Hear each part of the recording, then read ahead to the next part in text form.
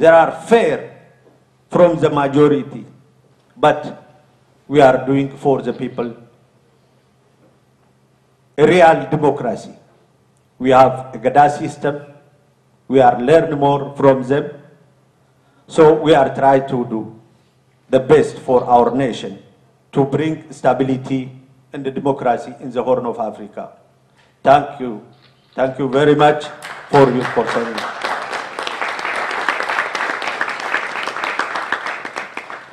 Go to the next speaker. She is Ms. Tetty Rooze, coordinator for the Protestant Social Centrum and a good friend of the Oromo and the Ethiopian people. Thank you. I'm not used to have such important places.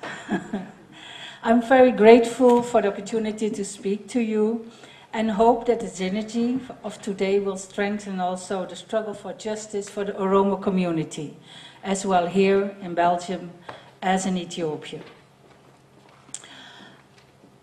I'm going to start with an article from the newsletter from UNHCR that was produced and published this month. Migration has causes. I want to ask for asylum. I can't return to Ethiopia.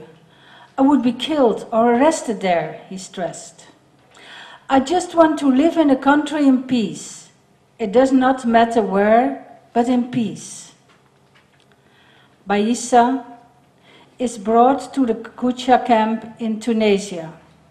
He has suffered a lot in his short life, but nothing prepared him and his two friends, Godisa and Nagasa, for the ordeal of the three Ethiopian refugees from Oromo origin faced and barely survived on the high seas between Libya and Italy. They tried to flee the war zone of Libya, where people saw them as a supporter of Gaddafi. During or after their failed attempt to reach Italy by boat, 36 of the 72 people on board died, agonizing deaths, while passing vessels and helicopters allegedly failed to stop and rescue the boat people. Baissa is now back in North Africa. Why do people take such a big risk of losing their lives? Europe is not really keen on accepting more asylum seekers. They even made a deal with Gaddafi to keep them in Libya, most imprisoned. European coast guards make it, with their controlling Frontex boats, very difficult to cross the sea. People who try to enter Europe on rickety vessels are forced to return, even if there is no water, no food on board to survive the trip back to the coast of Tunisia or Libya. In the last decade, more than 15,000 people died at the borders of Europe. It's a fight that is not often mentioned. This year already, 1,400 bodies were found of people who drowned in the Mediterranean Sea. But from many, we don't know anything. No trace is found back. People at home are waiting anxiously without any sign of life, letter or other message. When you ask the people here in Belgium and in Antwerp on the street why they think Ethiopian people leave their country, they will tell you because of famine, hunger, poverty.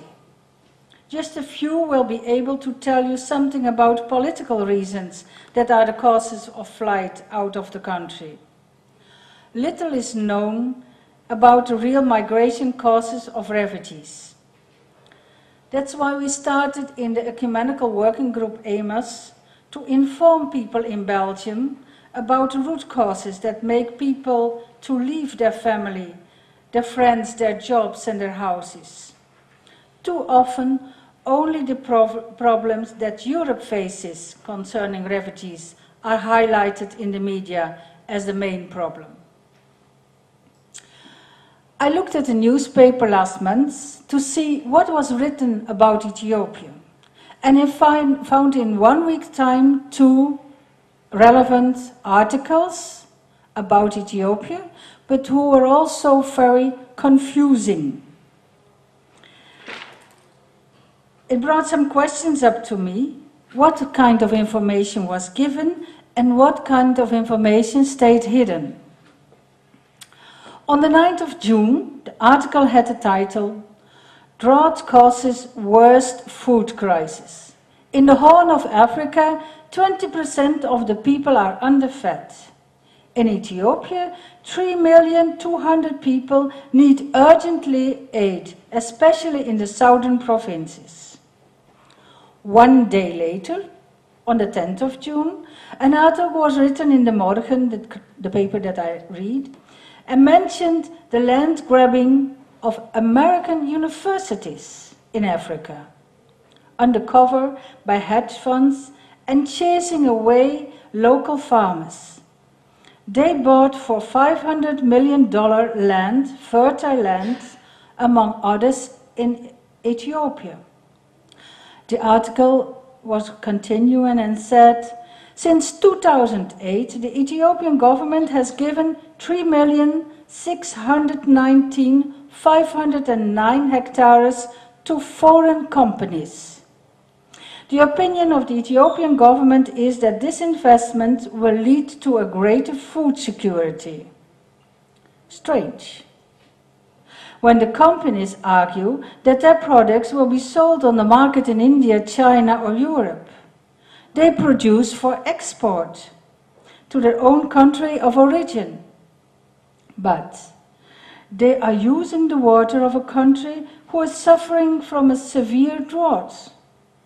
Farmers see themselves forced to leave their country and try to find work in the cities, a first step of a migration. Protest is not possible unless you want to take the risk of being arrested and put in prison. I think that it's very important for us here in Belgium to see in which way we can try to bring information into the press and to use also the articles that are brought out now to illustrate them with personal stories or with stories that are told from refugees in other countries, because it's very silent in Belgium around Ethiopia and the political situation. There's more said about Eritrea, and that is also because it's in the interest of other powers that want to hear this kind of stories and are not interested in the stories of Ethiopia. So I would say try to work together to find a way to inform the Belgian and the Flemish people in a better way so they understand why people are forced to leave their country and face a very difficult time here. It's not easy to ask asylum in Belgium. It's not easy to pass through these interviews and decisions. But when there is more information, it will be also more recognized that there is really a problem going on in Ethiopia. Thank you.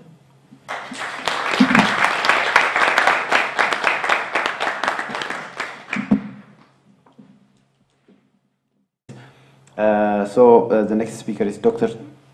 Trevor Truman from United Kingdom, the Oromo Support Group. Thank you.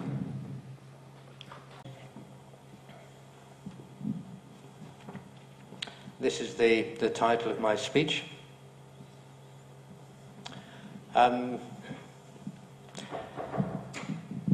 Ethiopia is now, because of the abuses against its citizens, it's exporting more refugees, more asylum seekers than almost any other country in the world.